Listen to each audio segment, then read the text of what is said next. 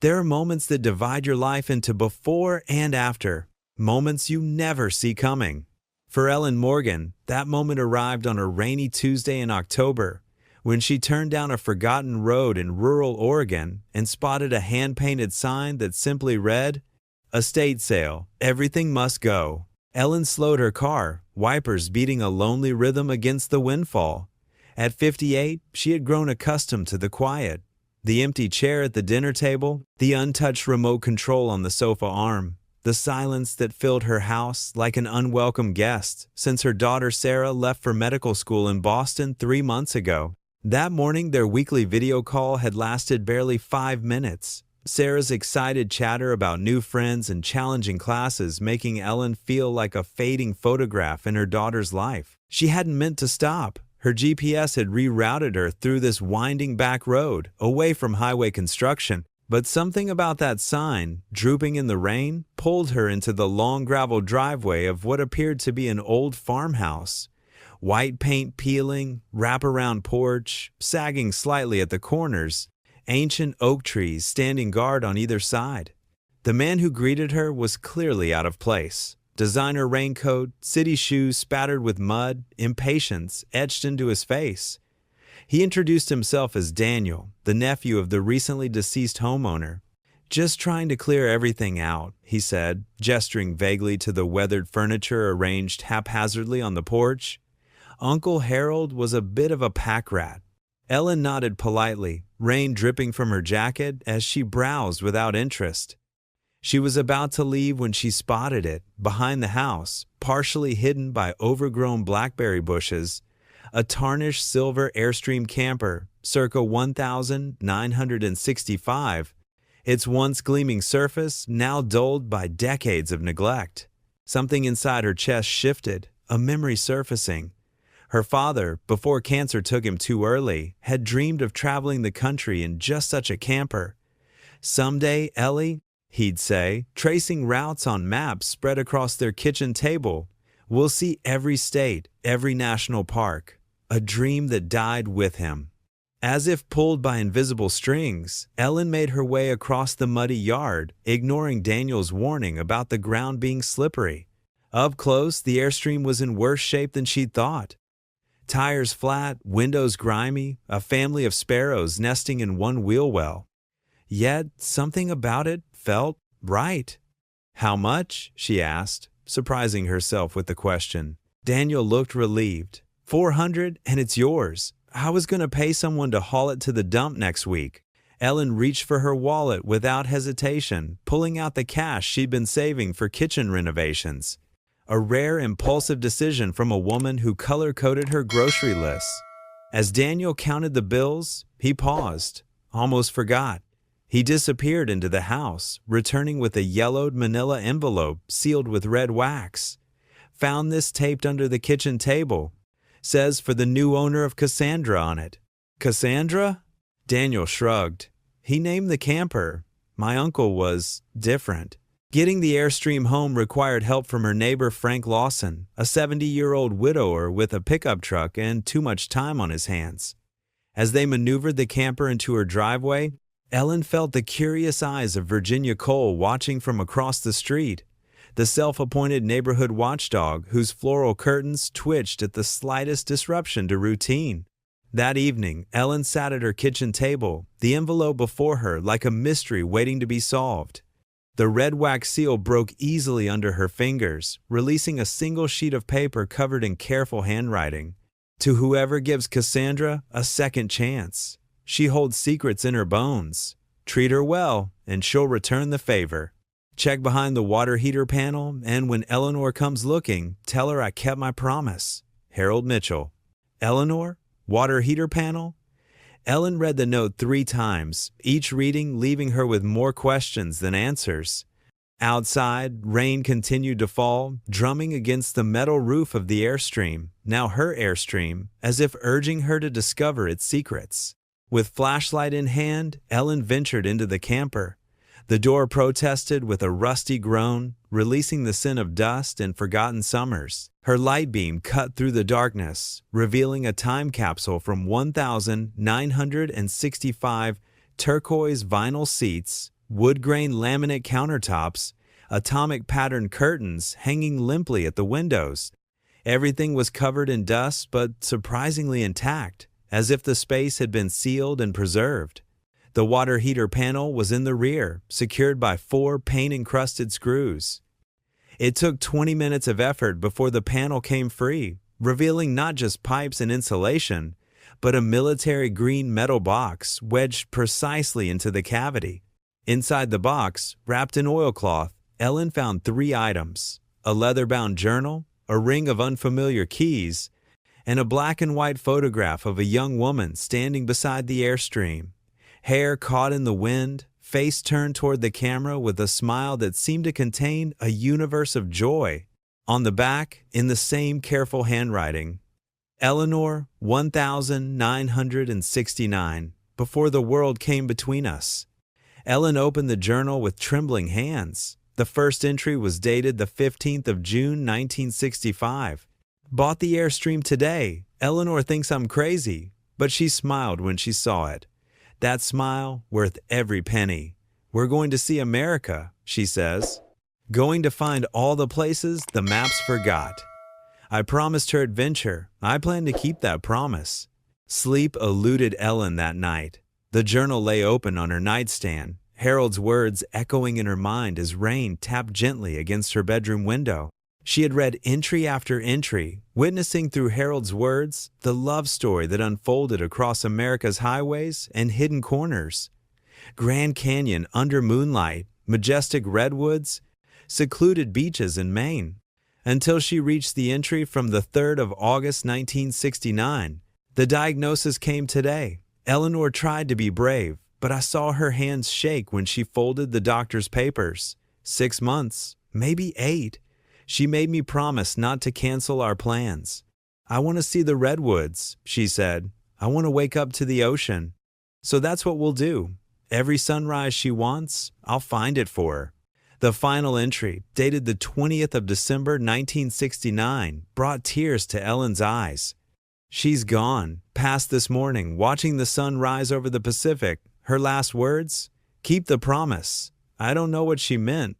We saw everything she wanted to see, did everything on her list. As Ellen finally drifted to sleep, a small piece of paper that had fallen from the journal lay on her floor, coordinates written in pencil: 43.9757 degrees north, 122.8309 degrees west. The following week saw Ellen consumed by the mystery of Harold and Eleanor. She searched the coordinates, a remote spot in the Cascade Mountains, about 3 hours east. She cleaned the Airstream meticulously, discovering small traces of the couple who had loved within its aluminum walls. A coral lipstick tube rolled under the sink, a pair of reading glasses with one cracked lens, a road atlas with routes highlighted in yellow, and margin notes about the best diners and sunset views. Ellen's obsession didn't go unnoticed. Frank stopped by regularly, ostensibly to check on the restoration, but his concerned glances said more. Virginia Cole spread whispers about Ellen's strange behavior and unhealthy fixation. Sarah's video calls became tense. "Mom, what's going on? Mrs. Cole's daughter called me, saying you've been acting weird," Sarah said, her face pixelated on Ellen's laptop screen. "This doesn't sound like you at all. You never do anything unplanned." The accusation stung because it was true. Ellen had spent her adult life being predictable, the reliable nurse, the stable parent, the sensible divorcee who never caused waves. Even after James left her for his younger co-worker after 20 years of marriage, Ellen had maintained her composure, rearranging her life around Sarah's needs without complaint. "I'm fine, sweetheart," Ellen assured her daughter. "Just a little project to keep me busy." But it was more than that. With each passing day, Ellen felt increasingly connected to Harold and Eleanor, as if their story had somehow become entwined with hers. She found herself talking to them while working on the camper, imagining their presence like benevolent ghosts guiding her hands. It was a rainy afternoon, much like the day she'd bought the Airstream, when the knock came. 3 sharp raps on her front door, decisive and firm. Ellen opened it to find a woman in her 70s standing on her porch. silver hair pulled back in an elegant bun, an expensive navy coat protecting her from the drizzle, pearl earrings catching the gray light. But it was her eyes that made Ellen's breath catch, the same eyes from the photograph, just touched by time. "I'm sorry to bother you," the woman said, her voice carrying a slight tremor. I heard someone bought my father's Airstream." Ellen's heart skipped. "You're Eleanor." The woman blinked, surprise flickering across her face. "How did you?" "Yes, Eleanor Mitchell. Well, Eleanor Chen now." She paused, studying Ellen's face. "You found something, didn't you? In the camper?" They sat in Ellen's living room, rain pattering against the windows, the journal and photograph between them on the coffee table. Eleanor's hands trembled as she picked up the picture, tears gathering in her eyes. "I haven't seen this in 50 years, she whispered. "I thought he'd destroyed everything." "The journal says you died," Ellen said gently, "in 1969. Eleanor's laugh was bitter. "In a way, I did." She set the photograph down carefully. "My name wasn't Eleanor then. It was Edward." The revelation hung in the air between them. Ellen felt pieces clicking into place. The mysterious illness, the sudden disappearance, the promise kept. "My parents found out," Eleanor continued, her voice steady despite the tears tracking down her cheeks. "About who I really was, about Harold accepting me, loving me as Eleanor. They threatened everything, his job, his family, violence. This was 1969, the year of Stonewall, but also a time of hatred and brutality. Harold had created an entire story, told everyone Eleanor had cancer, that she died watching the sunrise. Meanwhile, she had escaped to San Francisco, started over, built a new life in a community that gradually became safer for people like her.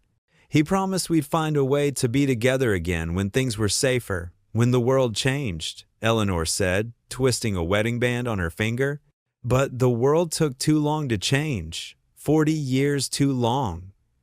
By the time I could finally come back openly, Harold was," her voice broke, "early onset dementia. He didn't recognize me when I tried to visit 5 years ago." They sat in silence, the only sound the ticking of Ellen's grandfather clock and the soft rain. Eventually, Ellen made tea using her mother's floral porcelain set, reserved for special occasions. "I found coordinates," Ellen said, passing Eleanor a steaming cup. "And these keys." She retrieved the metal box, showing Eleanor the items inside. Eleanor's eyes widened. "Oh my God, he actually did it." "Did what?" "When we traveled, I used to joke about buried treasure. Said we should bury something at every beautiful place we stopped, so we'd have reasons to go back." Eleanor's voice softened with the memory. "I never thought." "Harold, what did you do?" Word spread quickly in small towns. By the following morning, Virginia Cole had ensured everyone knew about the strange woman visiting Ellen and their suspicious behavior with the old camper. Ellen found her car vandalized with the word "Freaks" spray painted across the driver's door. Frank helped her clean it off, his weathered hands working alongside hers. "People fear what they don't understand, Ellen," he said quietly. "Always been that way. Doesn't make it right." Sarah called in a panic, having heard rumors from old high school friends. "Mom, what's going on? Why is everyone talking about you?" Ellen faced a choice: retreat into the safety of conformity or stand by Eleanor and the promise she'd inadvertently inherited. For the first time in decades, the decision came easily. "I've spent my whole life living for other people," she told Frank later that day. "This time, I'm doing what I know is right." To Ellen's surprise, Frank volunteered his truck and his company for the journey to the coordinates. "Always wanted an adventure before it's too late," he said with a wink that made Ellen wonder if there was more to her quiet neighbor than she'd realized. The three of them set out the next morning, Ellen, Eleanor, and Frank, the Airstream hitched to Frank's truck, supplies packed for several days. As they drove through the rolling hills of Oregon toward the mountains, Eleanor shared more of her story. The lonely early years in San Francisco, the fear, and the unexpected love she found with Peter Chen, a kind-hearted literature professor who accepted her completely. "He passed 3 years ago," Eleanor said, gazing out at the towering pines that lined the highway. Cancer, the real kind, not the story Harold invented for me. Ironic, isn't it? The journey took them deep into the Cascade Mountains, down Forest Service roads that hadn't seen maintenance in years. Twice they had to clear fallen branches. The airstream swayed behind them like a silver shadow from the past. Finally, they reached the coordinates. A small clearing with a breathtaking view of the valley below, Mount Jefferson visible in the distance when clouds parted. Eleanor gasped when she saw it. "We camped here," she said, her voice thick with emotion. "Summer of '69, right before everything fell apart. We watched a meteor shower all night, made wishes on every one." Using a metal detector Frank had brought, they located the spot near a distinctive boulder. 3 feet down, they found not a simple box, but a small underground chamber, constructed with concrete and rebar, a permanent vault. Inside was a large safe, secured with both a combination lock and keyhole. Eleanor tried several combinations. Her birthday, the day they met, before Ellen suggested the date from the final journal entry, the 20th of December 1969, the day Eleanor supposedly died. The lock clicked open. Inside they found dozens of journals, Harold's writings for 40 years after Eleanor left, each one addressed to her as if she might read them someday. And beneath the journals, carefully wrapped in protective material, were gold bars, dozens of them, each stamped with dates from the 1,960 seconds. "There must be $60 million here," Frank whispered, his voice reverential in the hushed clearing. Eleanor found an envelope with her name on it. With trembling fingers, she opened it and read aloud. "My dearest Eleanor, if you're reading this, then you've finally come home. I knew that day would come, even if I wouldn't be here to see it. I liquidated everything after you left. The house, my father's business, every investment. I converted it all to gold because I remembered you saying gold was forever, like what we had. It's all here, waiting for you, enough to make up for the life they stole from you. All my love, Harold." Eleanor broke down, then, 50 years of loss pouring out in the quiet forest. Ellen held her, this stranger who had become something more in the span of a few days. Frank stood guard a respectful distance away, his own eyes suspiciously bright. When they returned to Ellen's house, chaos awaited. Police cars, curious neighbors, Daniel Mitchell with legal papers in hand, and most surprisingly, Sarah, who had flown home from Boston after hearing the escalating rumors. "Mom, what have you gotten yourself into?" Sarah demanded, pulling Ellen aside as officers questioned Eleanor about the gold in Frank's truck. "Virginia Cole is telling everyone you've joined some kind of cult, and now there's gold? Actual gold?" Ellen took a deep breath, suddenly seeing her daughter clearly, not as the child she'd protected, but as the young woman she'd become. "It's time I told you about your father and me," she said quietly, "about why we really separated and what I've been protecting you from all these years." That night, as lawyers were called and statements taken, Ellen and Sarah talked until dawn. Ellen revealed truths she'd hidden for years, how James had been unfaithful throughout their marriage, how she'd stayed to provide Sarah stability, how she'd lost herself in the process of being what everyone needed her to be. "Your father wasn't a bad man," Ellen explained. "We just loved differently. He needed freedom. I needed security. I wanted you to believe in love, so I never told you." Sarah listened, finally understanding the mother she'd taken for granted. "Is that why this matters so much to you?" she asked, gesturing toward the airstream visible through the window. "Because it's a love story that survived?" Ellen nodded. 50 years, Sarah. Their love waited 50 years. In the legal battle that followed, they discovered Harold's will, which clearly stated, "The airstream and anything found at the accompanying coordinates belong to Eleanor Mitchell, or to the airstream's owner should Eleanor not return."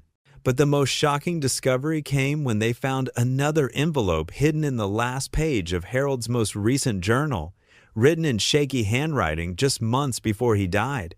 "Eleanor, my love, I recognized you instantly when you visited. How could I forget those eyes? but I wasn't the Harold you knew anymore. I couldn't bear for you to be burdened with caring for a forgetful old man, so I pretended. Forgive me, I've loved you always, forever." Eleanor collapsed when Ellen read those words aloud, the realization that they could have had 5 more years together overwhelming her. Years lost to Harold's final, misguided sacrifice. 1 year later, the fully restored Airstream gleamed in the summer sun, parked proudly in Ellen's driveway. Its turquoise and silver interior had been meticulously brought back to life, though certain original features, the worn spots on the dinette where Harold had written his journals, the small heart carved into a cabinet door, had been intentionally preserved. Inside, Ellen and Eleanor sat sharing a bottle of wine, discussing the Mitchell Chin Foundation's latest project. The foundation, established with the gold Harold had left, now provided medical care for those who couldn't afford it, with special programs supporting LGBTQ+ healthcare research and services. "The Transgender Youth Center opens next month," Sarah said, joining them with a stack of blueprints. After completing her medical degree, she had joined the foundation full-time, combining her mother's compassion with her own medical expertise. "We've already got 15 teenagers on the waiting list." Virginia Cole, who had once led the Whisper campaign against Ellen, now volunteered weekly at the foundation's free clinic. Her perspective transformed after the foundation paid for her grandson's cancer treatment when his insurance denied coverage. Frank Lawson stopped by regularly, often joining Ellen and Eleanor on road trips in the Airstream, following the routes marked in Harold's old atlas. The friendship between Ellen and Frank had blossomed into something that made Sarah smile knowingly, though neither of the seniors was in any hurry to define it. The Airstream had become something of a legend, a symbol of love that refused to die despite every obstacle. People would approach at campgrounds, having heard whispers of the story. Ellen would invite them in, show them the photographs, tell them about Harold and Eleanor, and the love that had survived even when the people couldn't stay together. One evening, as they camped at the very spot where they'd found the gold, a young couple approached, nervous and holding hands. They'd driven hours just to see the famous Airstream. They were getting married the following month, they explained, but their families disapproved. Different races, different religions, different everything that shouldn't matter but somehow still did. "We heard about Harold and Eleanor," the young woman said, "about how love found a way, even if it took 50 years. We wanted to see that it was real." Ellen invited them inside. Eleanor was there, and together they told the story again, the real one, with all its pain and beauty. When they finished, the young man was crying. "Thank you," he said simply, "for keeping their story alive, for proving that love like that exists." After they left, Ellen and Eleanor sat in comfortable silence. The foundation had helped thousands by then. The Airstream had become a beacon of hope, a tangible reminder of promises kept and love that refused to die just because the world wasn't ready for it. "Do you ever wonder," Eleanor asked softly, "if Harold somehow knew, if he planned for the Airstream to bring us together?" Ellen thought about the strange chain of events, the rerouted GPS, the rain that day, her impulsive decisions so out of character. She thought about the empty spaces in her life that had ached to be filled, about Sarah's newfound purpose, about the warmth in Frank's eyes when he looked at her now. "I think," she said slowly, "that sometimes the universe conspires to keep promises, even when the people who made them are gone. And sometimes an old camper and a box of gold bars are just the universe's way of saying that love always finds its way home." As she spoke, a meteor streaked across the sky, bright and brief and beautiful. They both saw it, both made wishes, both smiled at the other, knowing they'd wish for the same thing, that somewhere, somehow, Harold knew his promise had been kept. Sometimes the most precious gifts come from the most unexpected places. For Ellen Morgan, it was a rusted Airstream she purchased on impulse for $400. For me, it's been sharing this story with you. We never know what doors will open when we step outside our comfort zones. So, what about you? Is there a door you've been hesitant to open? Share your story in the comments below. And if this tale touched your heart, please subscribe for more stories like it in the future. Remember, love, in whatever form it takes, never truly dies.